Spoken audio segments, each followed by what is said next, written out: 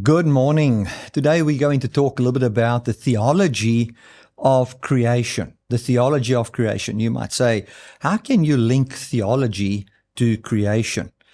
And what's the difference between the theology of creation and the creation story? Well, if you look at science, science asks the how questions. How did the earth come to be?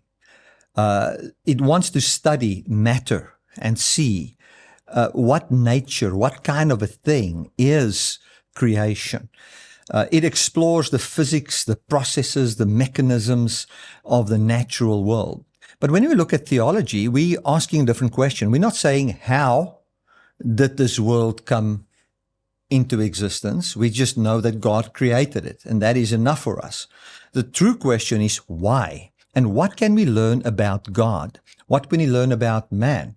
What can we learn about creation itself as pertaining to lessons about who we are, who God is, and so forth? How does creation reveal the will of God, the love of God, the power of God? What spiritual and moral lessons are there to be found in creation? And at the end of the day, when we get all of that together, we come to the bottom line conclusion, which then relates to our belief. What do we truly believe? So just in summary, what I'm saying in this introduction to this devotional is we're going to look at creation, and we're not going to look at creation from the perspective of, is the sixth day literal creation? Is it an evolution or any of those kind of things? We're simply going to look at it from a theological perspective. What can we learn about God? What is the message in the story, in how it was told? Ask yourself this question. I mean, the Bible writers could have given a scientific explanation on how creation took place. I mean, it was quite possible.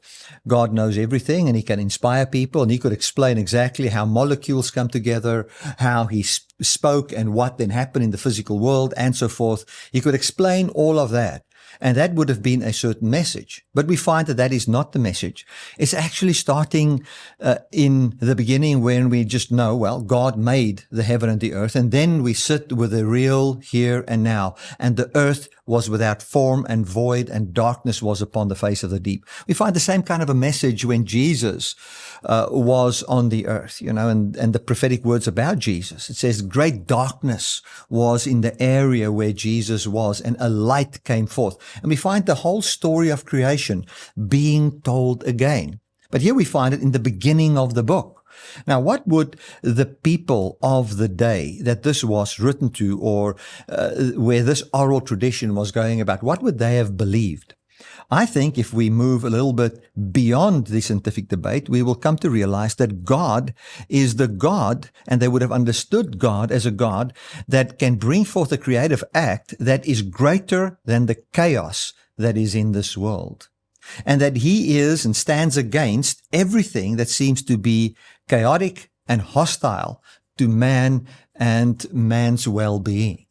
That is what we would get. Because if you go and look at the ancient people and what they believed about the sea was basically speaking to the chaos that is in this world. They believed that there was Leviathan that lived in the depths, and he was like a sea monster, and that was simply speaking about the chaos that there can be, and the powerful force of the ocean was likened to the chaos that's in this world, something that we don't know how to escape from. But here we find the message that God comes, and He's got this beautiful, powerful, creative act wherein He brings safety and order into the world and creates a place where He can dwell with His people. Now, I know that as you just listen to this, it can already be difficult for your brain to grab a hold of this. But for a moment, just read the message from the perspective of people that would have heard that.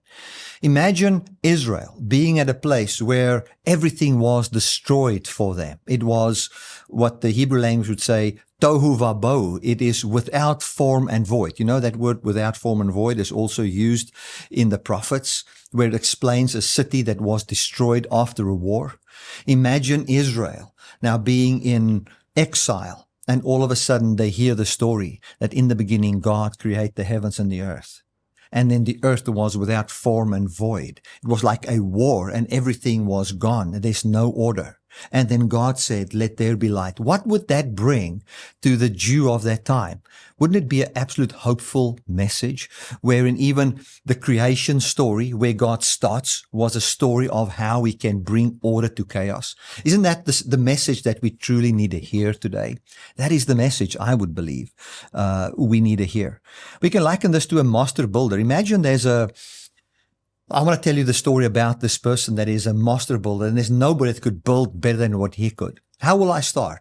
I will say, there was a land, there was a country, and this country was plagued by this evil storm that was just raging all the time, and it is absolutely destructive. It was chaos.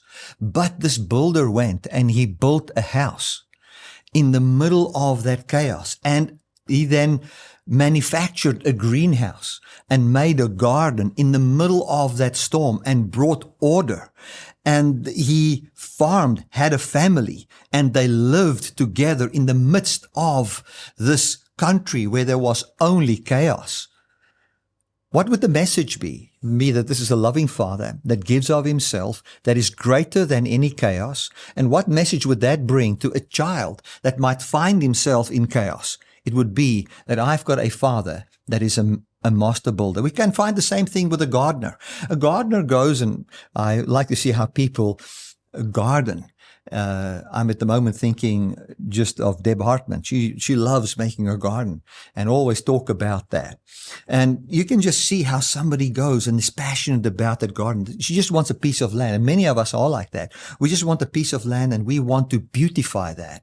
We want to take the disorder that there is and bring order. What does it speak of when you think of a person that is a gardener like that? They love the soil. They don't hate the soil. They love the soil. They see good in the soil. Doesn't matter how much weeds there are. They know order can come and life can come forth from that. And that is something they love, something they give their attention to, something that they care about. It speaks about care and love and the beauty of the earth and what can be produced from it. So the earth will feel valuable. If the earth could understand and see that, if we personify earth, that is what we will see. We can find the very same thing with a king. Imagine there's a king and or a person that finds himself and all of his people, and they are in exile. All of a sudden, he's appointed as king. And he then comes and he brings order, he brings laws, he brings justice to his people.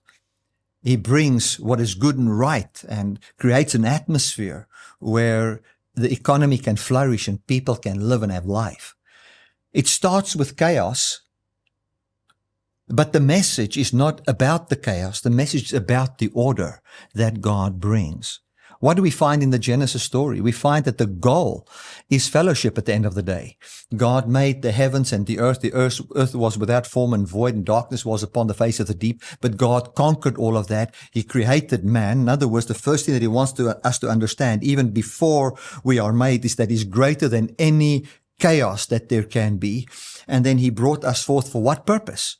The greatest day of the creation wasn't the sixth day. It was the seventh day, when God entered into his rest. And that talks about the rule of God wherein he fellowships with his people.